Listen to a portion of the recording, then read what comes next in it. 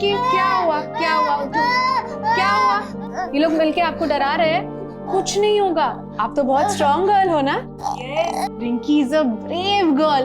अरे लगेगा अभी पता भी नहीं चलेगा। हो गया, फिनिश हो गया, हो गया, हो गया। पायल, इन्हें उतार दो।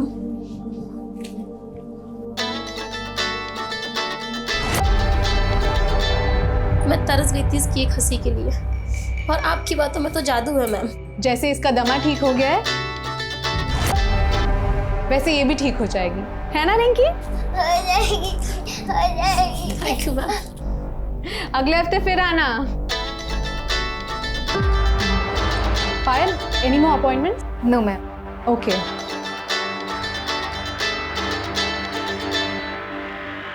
तुम थोड़ी देर वेट नहीं कर सकते क्या?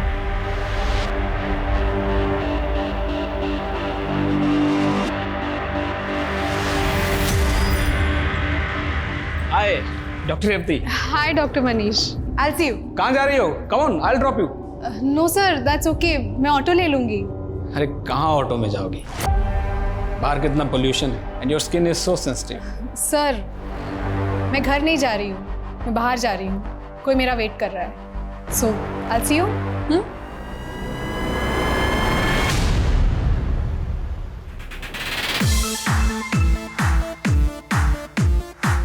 हे भगवान, ये लड़की भी ना कभी नहीं मेरी बात सुनती। जसप्रीत, जसप्रीत वॉल्यूम कम कर। उफ, ये लड़की भी ना। ओह मैडम, टी ब्रेक। म्यूजिक क्यों बंद किया? जस्ट चल मेरे साथ थोड़ा डांस कर।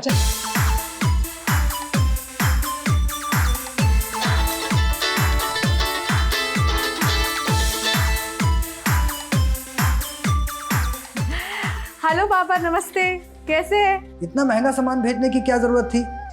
अरे अब छोड़िए ना। अब मम्मी पापा कंजूस होंगे तो बच्चों को तो उनके लिए शॉपिंग करनी पड़ेगी ना। अरे आप फोन दीजिए हमको और जाइए, ये कपड़े ना बदल कर आइए। मेरी माँ बाप की ज़रूरतें, उनकी छोटी छोटी खुशियाँ ही मेरी ज़िंदगी है। मेरा करियर मुझे अपने परिवार से दूर ज़रूर ले आया था, लेकिन उनकी अच्छाई हमेशा मेरे अंदर ही रही। जैसे पुण्य की परिभाषा सबके लिए अलग होती है, वैसे हर पाप की परिभाषा विचित्र होती है, और मेरा सामना ऐसे ही पाप से होने वाला था।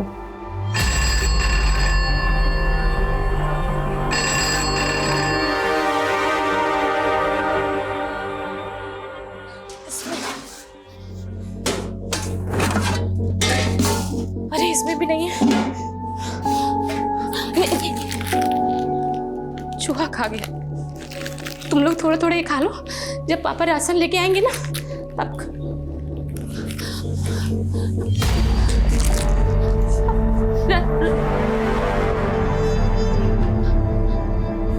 राशन लेने गए थे ना आप? घर में खाने का एक दाना नहीं है और आप राशन का पैसा दारू में उड़ा के आ गए। अरे कैसे आदमी है आप? बच्चे हमारे कल से भूखे हैं और आपको कोनो बात का फिक्र नहीं है। हाँ? अरे जिंदगी बर्बाद करके रख दी है आपकी इस दारू ने। अरे जिंदगी तो तुमने बर्बाद की हमारी, मनहूस कहीं की। हम मनहूस है और आप कहाँ हैं? अरे आप तो इस काबिल भी नहीं कि कोई आपको काम पे रख ले। साला हमसे डबल लड़ाएगी तो।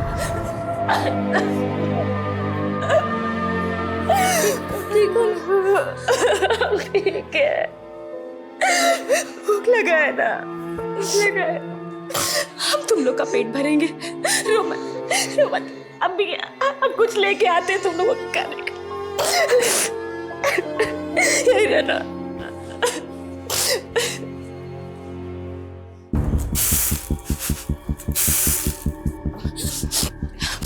जमुनिया बहन, हमको 500 रुपए उधार दे दो बहन। हमारे घर में एक दाना नहीं है खाने को, हमारे बच्चे भूखे हैं। थोड़ा थोड़ा करके हम तुमको 2500 रुपया उधारी दे चुके हैं। अब अगर 1 रुपया भी हमने तुमको दिया ना तो हमारा आदमी हमको जान से मार देगा। पैसा नहीं तो बहन थोड़ा चावल दे दो, चीनी दे दो, हमारे बच्चे भूखे हैं कल से। हम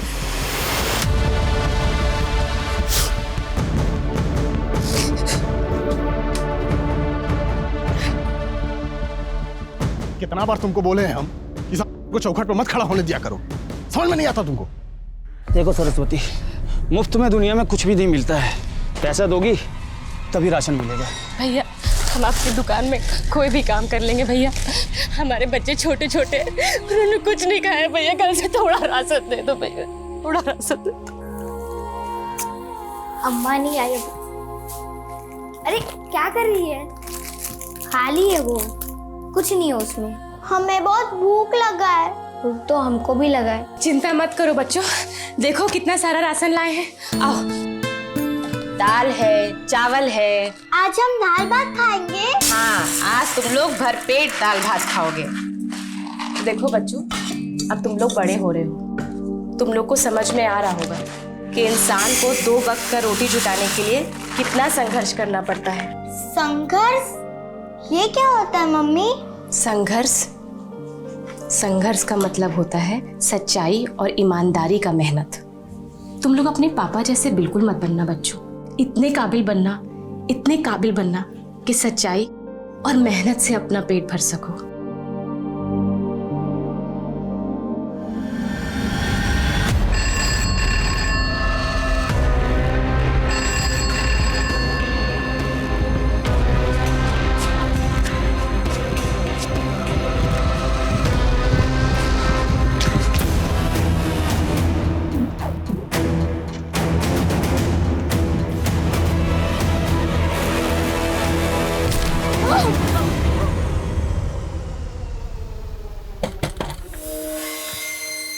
अरे क्या हुआ?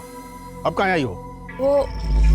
वो हम जमुनिया से कुछ पैसा उधार लिए थे, वही लौटाने आए हैं। ये आप रख लीजिए। क्या कर रहे हो? जमुनिया देखते क्या कर रहा? उसको अभागन बोल के आप हमको उसके साये से भी दूर रहने का बोले थे, और आप उसके साथ इतना गंदा हरकत कर रहे हैं। ये ज्यादा प्रवचन मत दे हमको। हट। प्रवचन नहीं दे रहे हैं, पत्नी है आपकी। अरे हट, पत्नी है साला, तुमको भी हम देख लेंगे और उसको भी। अरे अभी का नौटंकी है? अरे तुमको समझ में आ रहा है कुछ? पेट के बल लेटी हुई बच्चे का क्या होगा? पागल आ गई है जमुनिया। पता नहीं पैसे कहाँ छुपा के रखते थे। आजकल कहाँ गायब रहती तू? हाँ? चल क्या रहा है? घर में राशन बर्बादी, ऊपर से इतना पैसा लेके घूम रही। किसके साथ सो रही हो जो इतना पैसा दे रहा है? हम काम पर गए थे और आप हमारे ऊपर इतना गंदा लालचन लगा रहे। हम लालचन लगा रहे? हम देखिए, आपकी कमियों को भूल कर भी हम आपके संग रिश्ता निभा रहे, और आप हमें कुछ भी कहते। अरे तुम ये आंसू बहा के अपनी गलती छुपा रही हो। काम नहीं धंधा कर रहे हो तुम। बताओ। सरपंच जी, इसी मनहूस ने हमारी बीवी की जान ली है। पता नहीं क्या खिलाया जमुनिया को, उसने तभी तोड़ दिया। नहीं सरपंच जी, हम तो जमुनिया को उधार लौटाने गए थे और ये आदमी। बस, पिछले महीने तो चंपक के घर गई थी, तब उसका बच्चा मरा, और अब जोगिंदर की बीवी भी, जो पेट से थी। ये कोई संजोग नहीं है, ये तेरा प्रकोप का नतीजा है। ओझा जी ने जिस डायन का अंदेशा दिया था वो तू ही है, इसीलिए तुझे सजा देना जरूरी है, वरना तो एक एक करके हम सबका जान ले लेगी। सरपंच जी, हम कोई डायन मैन नहीं है। ले जाओ इस डायन को। पता नहीं क्या हो गया रेवती को, अभी भी उसका फोन बंद आ रहा है। वो रेवती ने अपने रूममेट का नंबर दिया था ना, उसको लगाइए आप जरा। मैसेज किया था उसने, फोन बनने के लिए दिया था ना, मैसेज उड़ गया होगा। कितनी बार कहा है आपसे कि जरूरी नंबर डायरी में लिखा करिए।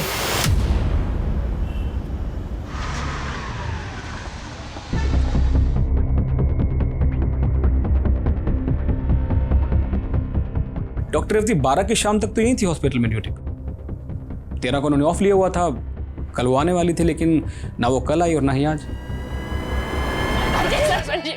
हम कोई डायन मैन नहीं है सर। अच्छा, तो नहीं है, तो बहुत खतरनाक औरत है। गांव वालों, आप लोगों को पता है बहुत सारे पैसे मिले हैं इसके पास से, तभी तो हम कहे कि तेरा परिवार का नक्शा कैसे बदल गया। धंधा करती है तू? नहीं सरपंच जी, हम कोई धंधा वंधा नहीं करते। हम तो बसंत भैया की दुकान पे काम करते हैं, उनसे पूछ लीजिए। क्या बोल रही है तू हमको? कब काम पे रखी है? अरे भैया झूठ मत बोलो, तुम ही बोले। अरे ये 1 नंबर की झूठी और मक्कार औरत है। नहीं सरपंच जी। अरे इसका पति भी शक करता है इस पे। ले जाओ इसे, पूरे गांव घुमाओ इसे। पापा मम्मी को बचा लो।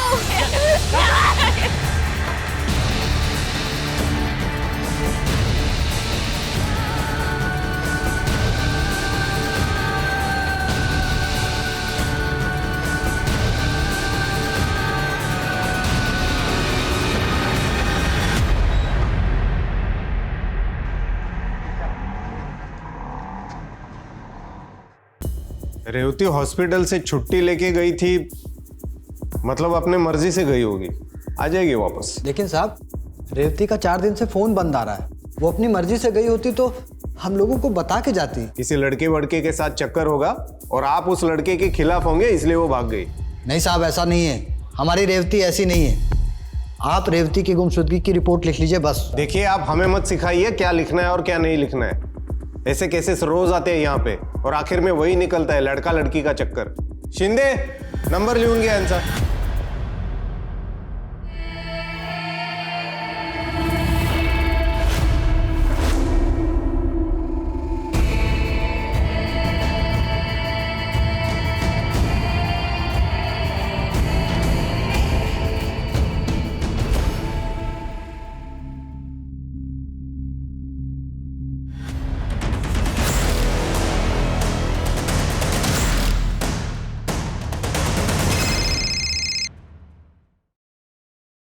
हेलो,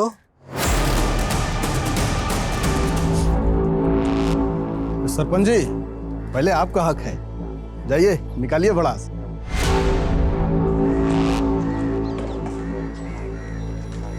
नहीं नहीं सरपंच जी हमको छोड़ दीजिए सरपंच जी। नहीं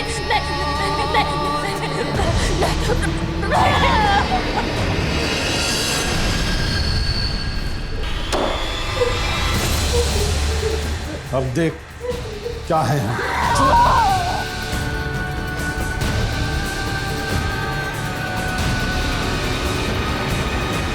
आपने बोला था आपकी बेटी हॉस्पिटल से छुट्टी लेके अपने मर्जी से कहीं गई थी, तो फिर उसकी लाश यहाँ से 25 किलोमीटर दूर आर्य रोड में कैसे मिली? ये रेवती वहां किसके पास गई थी जिसने उसका रेप कर दिया? हाँ, रिपोर्ट में तो वही लिखा है। फिलहाल उसकी लाश आपको सौंप रहे, यहाँ पे साइन कर दीजिए। आप लाश को सौंप के केस को रफा दफा करना चाह रहे हैं? मैं ये लाश तब तक नहीं लूंगा जब तक आप दोषी को ढूंढ नहीं लेते। मुझे इंसाफ चाहिए। रेवती के पिता के इस कदम से जल्द ही ये केस मीडिया में छा गया और पुलिस महकमे में गहमा गहमी का माहौल पैदा हो गया, जिसके बाद खुद डीसीपी को इस केस में उतरना पड़ा। डॉक्टर रेवती के माता पिता की गुहार पर जल्द ही ये केस क्राइम ब्रांच को सौंप दिया गया और रेवती की लाश का सेकंड पोस्टमार्टम किया गया। सेकंड पोस्टमार्टम रिपोर्ट में भी यही मेंशन है। विक्टिम का और कत्ल हुआ 12 अगस्त को और आर्य रोड को उसकी बॉडी मिली 18 अगस्त को।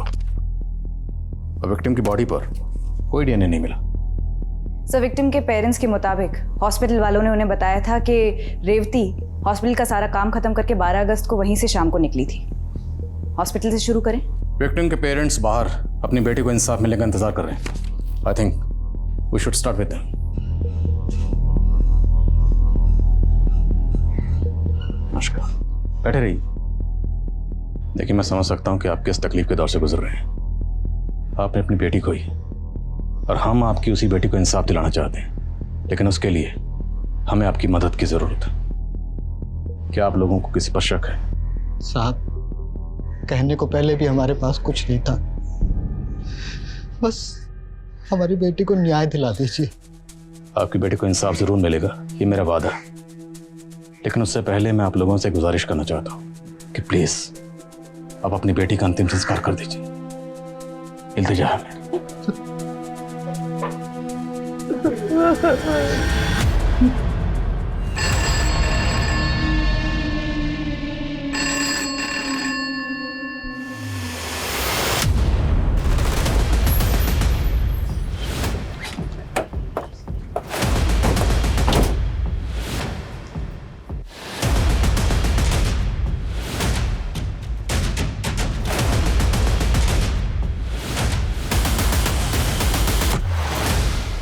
तक जो कुछ भी हुआ उससे हम सब भी हैरान हैं।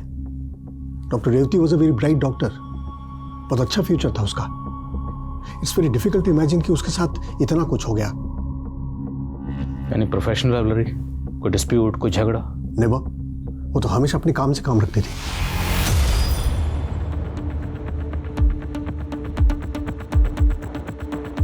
सर, ये 12 अगस्त की फुटेज है, जिस दिन डॉक्टर रेवती को यहाँ आखिरी बार देखा गया था।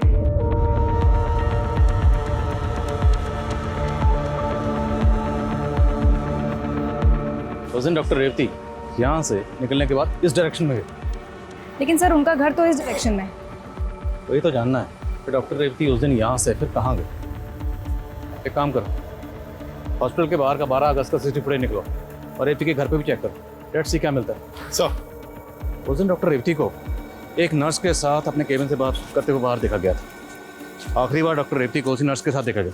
उस नर्स को बुलवाओ। नॉर्मल वर्क रूटीन के बारे में ही बात हुई थी, जैसे अगले दिन किस किस पेशेंट्स की रिपोर्ट्स आने वाली है, किसका अपॉइंटमेंट है। अगले दिन तो वो छुट्टी लेने वाली थी ना, फिर अगले दिन के अपॉइंटमेंट्स कैसे डिस्कस कर रही थी तुमसे? वो एक्चुअली 14 अगस्त के अपॉइंटमेंट के बारे में बात हुई थी। अच्छा ये बताओ कि डॉक्टर रेवती ने 13 को ऑफ क्यों लिया था और 12 को कहाँ गई थी? इसके बारे में मैं नहीं जानती।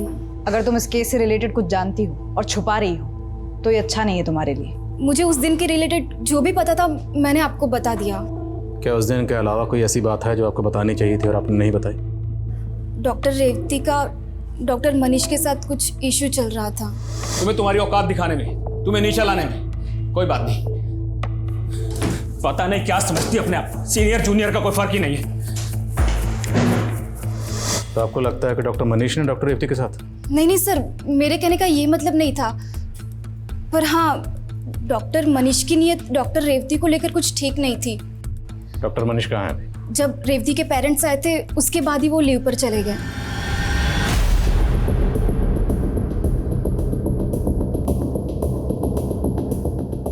ये लैपटॉप रेवती का है?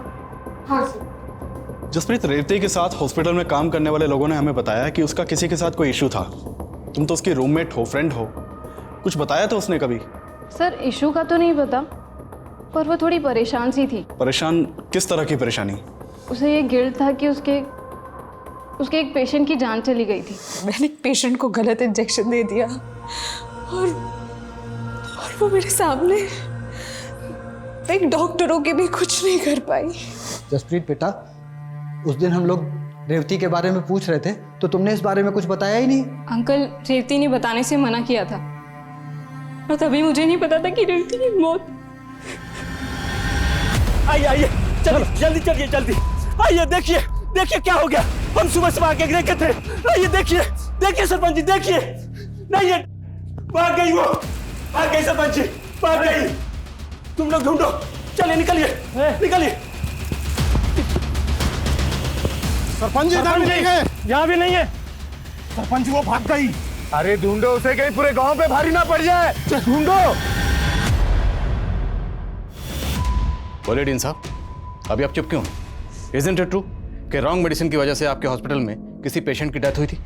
जी सर, हुई थी, but it was just an accident sir. Doctor Revathi, there is an emergency. Sanyukt अभी तक आई नहीं है, so I need your help. Come with me, come fast. Saline लगाओ, ओटी रेडी करो, 5 मिनट में शिफ्ट करेंगे। सर पेशेंट की हालत तो बहुत खराब हो रही है। रेवती, वो ट्रे में वो इंजेक्शन जल्दी लगाओ फटाफट।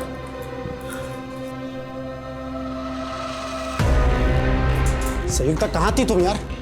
पेशेंट का प्रॉब्लम है।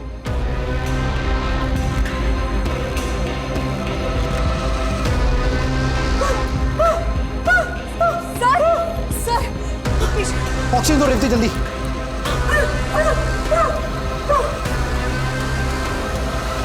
ठीक है कर दिया रेवती तुमने? कौन सा इंजेक्शन दे दिया तुमने? सर मैंने तो यही इंजेक्शन लगाया था जो आपने मुझसे कहा था। उसके बाद पेशेंट की मौत हो गई सर, और घर वालों ने बहुत हंगामा मचाया। अरे क्या कर रहे हो मुझे? अरे तूने मेरी माँ की जान ली है। छोड़ूंगा नहीं तुझे, छोड़ मुझे। हमने बड़ी मुश्किल से पेशेंट की फैमिली को शांत किया और एक इंटरनल इंक्वायरी की, and I check myself sir, तो पता चला कि पेशेंट को जो इंजेक्शन दी गई थी उस बॉटल की लेबल ओरिजिनल थी, लेकिन इंजेक्शन में दवाई अलग थी सर, और उस दवाई की वजह से पेशेंट की मौत हो गई। तो कैन यू एक्सप्लेन मी कि राइट लेवल की बॉटल में दूसरी दवाई कैसे आ गई? मुझे कुछ नहीं मालूम सर, शायद दवाई बदल दी गई हो।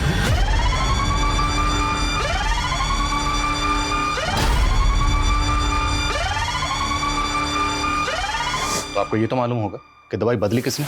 I just don't know sir, लेकिन हम लोग इंटरनल इंक्वायरी कर रहे हैं। जिस दिन ये सब हुआ उस दिन की CCTV फुटेज कहाँ है? मैनेजमेंट के प्रेशर की वजह से वो सारी फुटेज डिलीट कर दी गई थी। डॉक्टर नकुल और डॉक्टर संयुक्ता कहाँ है? सर हमने उन दोनों को कंपल्सरी लीव पर भेज दिया है। आपके पास हम दोनों की डिटेल्स होगी? जी सर। पायल, हमें पता चला तुम वहाँ मौजूद थी जहाँ वो पेशेंट गलत मेडिकेशन की वजह से मारी गई थी। हमने तुमसे कहा था कि कुछ भी मत छुपाना, तुमने हमसे इतनी बड़ी बात छुपाई। मैम, हमें इंस्ट्रक्शंस थे कि इस केस के बारे में कहीं कोई बात लीक नहीं होनी चाहिए। मैम, मुझे नहीं मालूम कि वो मेडिसिन किसने चेंज की थी, लेकिन मैंने खुद देखा था कि डॉक्टर रेवती ने डॉक्टर नकुल के कहने पर ही वो इंजेक्शन पेशेंट को दिया था।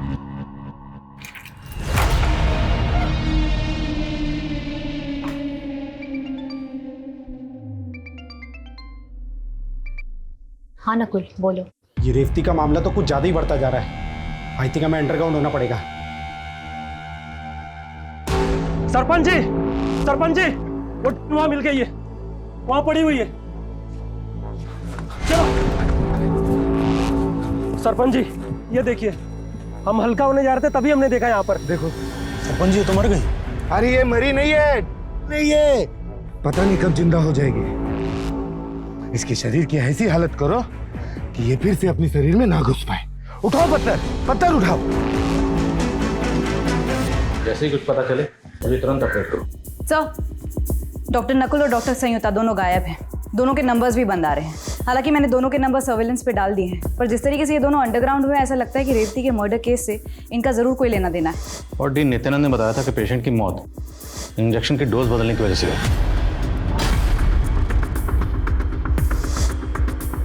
तो क्या डोज बदलने में इन दोनों को कोई हाथ हो सकता है? और जिस लेडी की मौत हुई थी उनके फैमिली मेंबर में से किसी ने डॉक्टर रेवती को जान से मारने की धमकी दी थी। तूने मेरी माँ की जान ली है, छोड़ूंगा नहीं तुझे। क्या डॉक्टर रेवती उसकी नफरत का शिकार हुई? जरा उस लड़के के बारे में पता लगाओ। सर, डॉक्टर मनीष का पता चल गया है, हमने उसको कस्टडी में ले लिया है। मैंने रेवती के साथ कुछ नहीं किया। पहले कुछ दिखा रहे हैं, जरा देख लो, फिर बात करते हैं।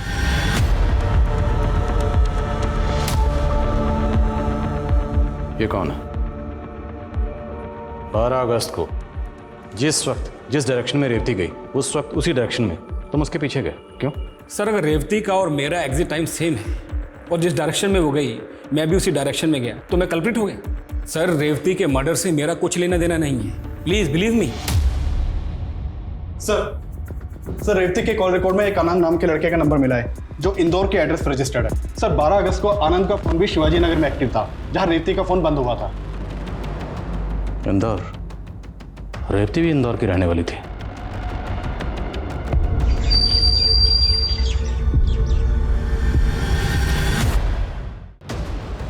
ये आनंद है सर, ये रेवती के साथ पढ़ता था। क्या आनंद का रेवती के साथ अफेयर था? नहीं सर, रेवती और आनंद तो अच्छे दोस्त थे। हमें कभी ऐसा नहीं लगा कि इन दोनों का अफेयर था। पर यह लड़का आनंद लगातार आपकी बेटी के टच में था, उसे बार बार फोन करता था, यहाँ तक कि आपकी बेटी से मिलने यहाँ मुंबई भी आता रहता था। आप लोगों को इस बारे में कुछ भी नहीं पता? नहीं सर। सर आनंद को ले आए हैं, इंटेरोगेशन रूम में है। सर मैं प्यार करता था रेवती से, उसके लिए जान भी दे सकता था। मैं उसकी जान कैसे ले सकता हूँ सर? रेवती का कत्ल हुआ 12 अगस्त को और उसका फोन शिवाजी नगर में 12 अगस्त को स्विच ऑफ हुआ। अब तेरा फोन 12 अगस्त को शिवाजी नगर में एक्टिव था। कैसे? क्या करा था वहाँ पर? शिवाजी नगर में मैं रेवती से मिलने वाला था, लेकिन हम फिर मिले नहीं। मिलता कैसे? उससे पहले तुमने उसे मार जो दिया। नहीं सर, मैं सच कह रहा हूँ। मैंने और रेवती ने गोवा जाने का प्लान किया था। फिर वो मुझे शिवाजी नगर में एसवी रोड में मिलने वाली थी। ना तो वो आई और ना ही उसका फ़ोन लगा। मैंने उसके हॉस्पिटल में भी फ़ोन किया था, तो पता चला कि वो वहाँ से निकल गई है। और तेरे साथ गोवा क्यों जाने वाली थी? सर अपसेट थी, हम एक साथ टाइम स्पेंड करना चाहते थे। सर, ये आनंद जितना सीधा लग रहा है उतना सीधा है नहीं। अगर आनंद के पास डॉक्टर रेवती के कत्ल और मर्डर का कोई मोटिव है तो डॉक्टर मनीष भी पीछे नहीं है। और उधर डॉक्टर नकुल, डॉक्टर संयुक्ता, ये दोनों भी गायब है। तो ये रेप और कत्ल आखिर किसने किया? उस लेडी की फैमिली का क्या हुआ? उसकी गलत डोज की इंजेक्शन की वजह से डेथ हुई थी। सर, उस लेडी की मौत के बाद पूरी फैमिली अपने नेटिव गांव सतारा शिफ्ट हो गई और वो आदमी नवीन जिसने रेवती को धमकी दी थी, वो 12 अगस्त को सतारा में ही था। लेकिन हॉस्पिटल की लापरवाही की वजह से उनके फैमिली मेंबर की डेथ हुई, तो हॉस्पिटल के ऊपर कोई केस नहीं किया, कोई कंप्लेंट नहीं की और गाँव वापस चले गए। हाँ सर, क्योंकि हॉस्पिटल वालों ने पैसे देकर उनका मुंह बंद कर दिया था। ये हॉस्पिटल? सर मैंने रेवती के कॉल रिकॉर्ड चेक किए। लगभग पिछले 6 महीने से रेवती का फोन हर फ्राइडे को शिवाजी नगर में एक्टिव रहता था। लेकिन सर एक अजीब बात है, 12 अगस्त जिस दिन रेवती का मर्डर हुआ था उस दिन फ्राइडे नहीं था, लेकिन रेवती का फोन ये देखिए सर, यहाँ शिवाजी नगर में ही एक्टिव था। तो अगर उसका फ़ोन हर फ्राइडे को शिवाजी नगर में एक्टिव रहता था तो फिर 12 अगस्त को शिवाजी नगर में क्यों गई थी? सर मैंने रेवती की रूममेट जसप्रीत से भी बात की। उसने बताया कि रेवती हर फ्राइडे को एक एनजीओ में जाती थी जो शिवाजी नगर में है। और सर मैंने रेवती का सोशल मीडिया अकाउंट भी चेक किया। सर रेवती अपने सोशल मीडिया अकाउंट के थ्रू गरीब बच्चों के लिए फंड रेजिंग और डोनेशन कैंपेन्स भी चलाती थी। ये देखिए सर, यहाँ काफ़ी गरीब बच्चों के साथ उसके फोटोज भी हैं। मेरा सवाल अब भी वही है कि अगर रेवती शिवाजी नगर वाले एनजीओ में सिर्फ फ्राइडे को जाती थी तो 12 अगस्त को एनजीओ में क्यों गई? उस दिन तो फ्राइडे नहीं था। एनजीओ से कंफर्म करो, क्या 12 अगस्त को रेवती एनजीओ में आई थी? चलो।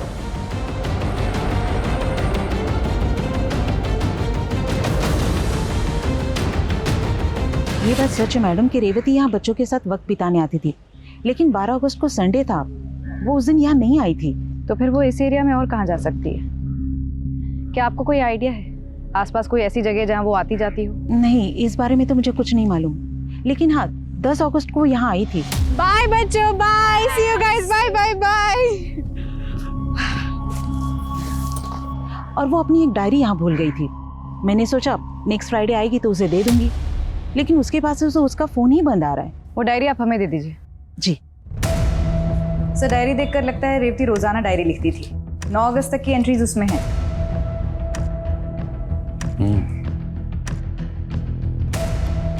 जिंदगी तो इतनी बड़ी सजा भी है। मैंने सोचा ना था, काश मैं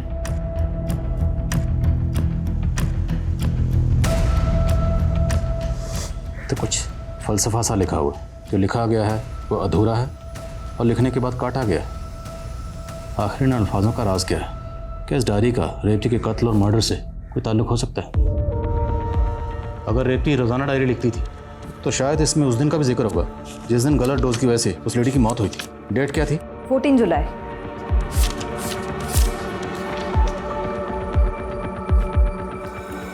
तो आज कुछ लिखने का मन नहीं कर रहा, पर सोच रही हूँ कि शायद लिखने से कुछ मन का बोझ हल्का हो जाए।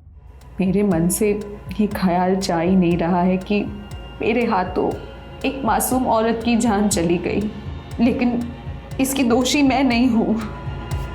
ये साजिश है। आखिर मेरा कसूर क्या था? सिर्फ इतना कि मैं एक अलग कम्युनिटी से बिलोंग करती हूँ। उन्होंने इस बात का बदला लिया मुझसे।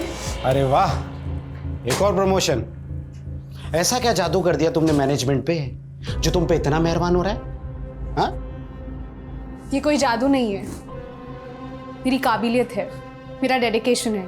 लेकिन आप लोग उसे कहाँ? एक्सक्यूज मी, तुम तो डॉक्टर बनने के भी लायक नहीं हो, लेकिन तुम्हारी कम्युनिटी के स्टूडेंट्स को ना इतनी रियायत मिलती है कि कम नंबर लाकर भी तुम्हें डॉक्टर डिग्री मिल गई। पर और डिग्री मिलते ही अपना उसने का जादू चलाना शुरू कर दिया। तभी तो डॉक्टर मनीष तुम पे इतना फेवर करता है ना। अब दोनों की सोच उतनी ही घटिया है जितनी डॉक्टर मनीष की। खैर, वक्त बता देगा कि ईमानदारी कभी नहीं हारती। वक्त जरूर बताएगा, लेकिन हमें नहीं, तुम्हें। देख लेना। चलो।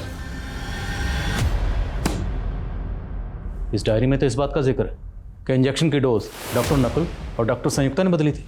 यस सर, हम डॉक्टर नकुल और डॉक्टर संयुक्ता के बारे में पता ही कर रहे थे कि डॉक्टर संयुक्ता का फ़ोन अक्सर पुणे में एक्टिव रहता है, ये पता चला। और उसके दूर के मामा भी पुणे में रहते हैं। उठाओ। जा।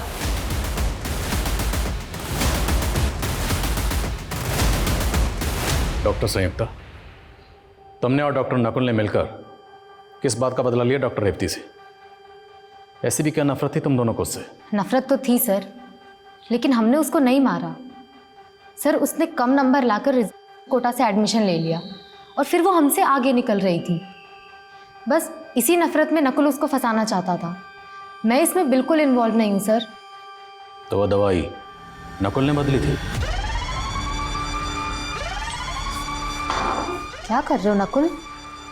कुछ नहीं, बस सोच रहा था कि डॉक्टर रेवती का घमंड कैसे तोड़ा जाए।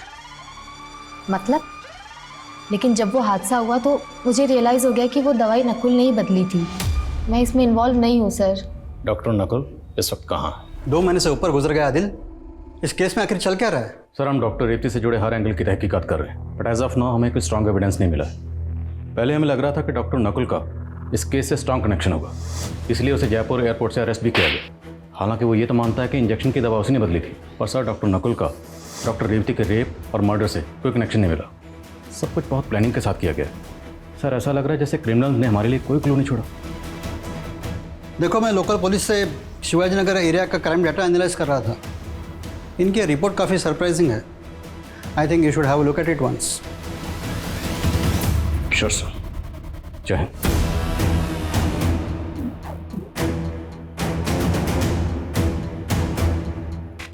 इस रिपोर्ट के मुताबिक 1 अगस्त से लेके 1 अक्टूबर के बीच में शिवाजी नगर में चोरी, स्नैचिंग, लूटपाट इन सब वारदातों में 70% की कमी आई। सर लेकिन इस डेटा का हमारे केस से क्या कनेक्शन? कनेक्शन है। डॉक्टर रेवती का मर्डर कब हुआ? 12 अगस्त। और अगस्त के महीने में ही शिवाजी नगर में चोरी, लूटपाट और चेन स्नैचिंग इन सब वारदातों में 70% की कमी आई। शिवाजी नगर पुलिस से कॉन्टैक्ट करो। जिस भी ऑफिसर ने ये रिपोर्ट तैयार की है उससे बात करो। सर।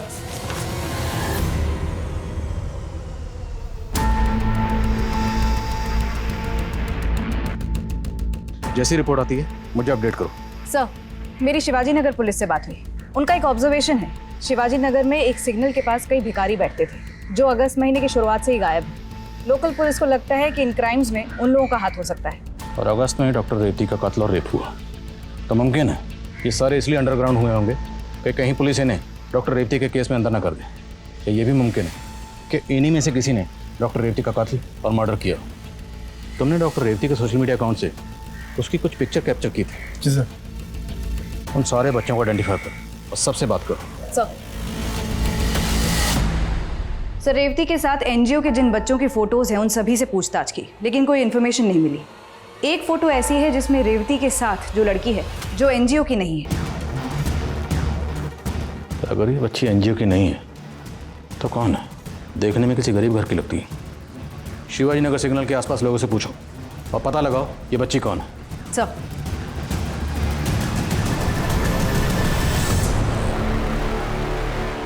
इस छोटी बच्ची के बारे में कुछ जानते हो?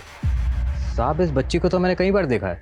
वो पास के सिग्नल पे, वहाँ पे जो गाड़ियाँ रुकती थी ना, उनको अपने छोटे मोटे सामान बेचा करती थी।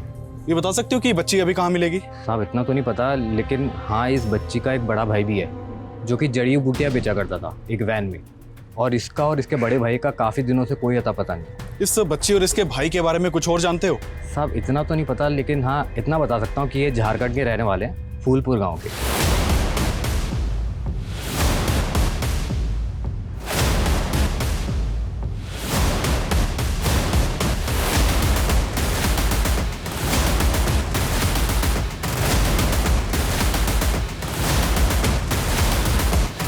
जानते हैं इसको?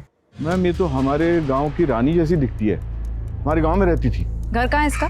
मैम, 7 साल पहले जब इसकी माँ की हत्या हुई थी उसके बाद से ये, इसका भाई और उसका बाप विनायक सब गायब हैं। पिछले महीने तो चंपक के घर गई थी, तब उसका बच्चा मरा और अब जोगिंदर की बीवी भी जो पेट से थी। ओझा जी ने जिसका अंदेशा दिया था वो तू ही है। सरपंच जी, तो मर गई? क्या? रानी की माँ और लाश मिली थी उसकी? किसने मारा था उसे?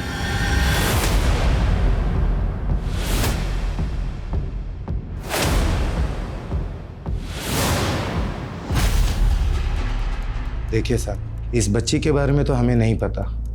वैसे 7 साल हो गए थे रानी को देखे। अब इस वक्त उसके पिताजी, उसके भाई कहाँ रहते हैं हमें कुछ नहीं पता। लेकिन हमें पता है कि 7 साल पहले आपने रानी और उसके परिवार के साथ क्या किया था। आप ये बताइए, रानी का भाई और उसका बाप विनायक कहाँ है? देखिए, ये सब तो हमें नहीं पता, लेकिन हाँ, कुछ दिन पहले तक हमें बार बार फोन आता था। हेलो हेलो, हाँ मुखिया जी, हम विनायक के बेटे प्रिंस बोल रहे हैं। हमको अपने पापा से बात करना है, आप उनको बुलवा सकते हैं? अरे क्यों परेशान करते हो? कितनी बार कहा है तुम्हारे पिताजी इस गांव में नहीं रहते? साहब, वो लगातार हमें फोन करता रहा। हम इतना परेशान हो गए थे कि गुस्सा आके फोन ही तोड़ दिए।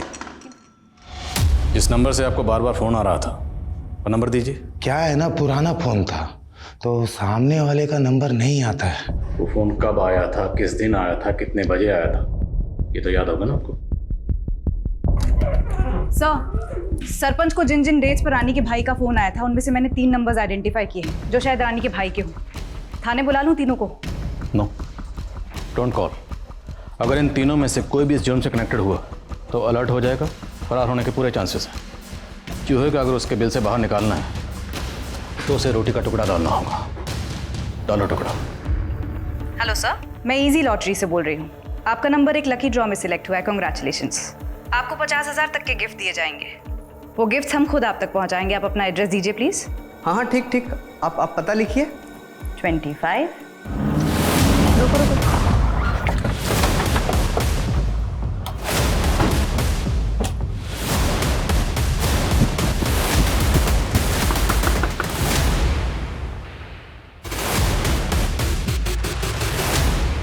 डॉक्टर रेवती को जानती हैं? दीदी दीदी दीदी ये पेन ले लो ना। नहीं खड़ी हो खड़ी हो। कितने के ये पेन? 50 रुपए के।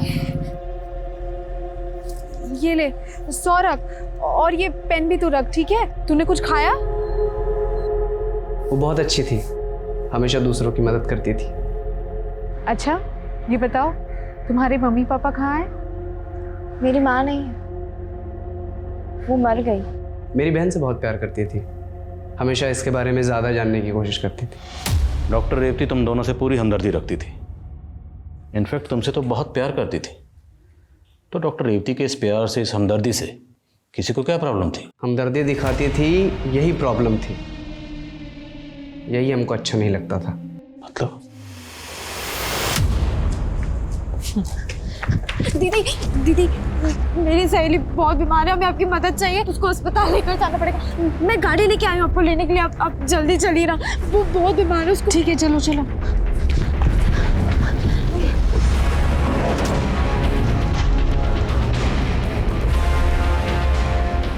अरे ये तो हॉस्पिटल का रास्ता नहीं है। कहाँ जा रहे हैं हम? शॉर्टकट से जा रहे हैं। वैन रोको। भैया वो रानी से जब आखिरी बार मिली तो हमने देखा मोबाइल, फोन, पर्स सब कुछ चुरा के बेच दिया, तो 10,000 तो हो जाएगा। ये ले, सारा सामान पकड़ और गाड़ी में जाके बैठ जा। अब जाना। महज 10,000 रुपयों के लिए डॉक्टर रेवती का कत्ल कर दिया? क्यों? सिर्फ इसलिए कि तुम्हारी बहन से प्यार करती थी, तुम दोनों से हमदर्दी रखती थी। उससे पहले जो तूने इतनी चोरियां की, वो किसकी हमदर्दी का बदला था? माँ के मौत के बाद ही आत्मा मर गई थी साहब। सिर्फ पैसा नजर आता था। अगर पैसा होता ना तो हमारी माँ नहीं मरती। अपनी बहन को अच्छी जिंदगी देने के लिए हम ऐसे हो गए। रेप क्यों किया? अगर तुम्हारी माँ जिंदा होती ना तो उसे शर्म आती कि तुम्हारे जैसा बेटा पैदा किया। और जिस बहन की जिंदगी बनाने के लिए तुमने रेप और कत्ल किया, तुम्हें पता है तुमने अपने साथ साथ इस मासूम की जिंदगी बर्बाद कर दी।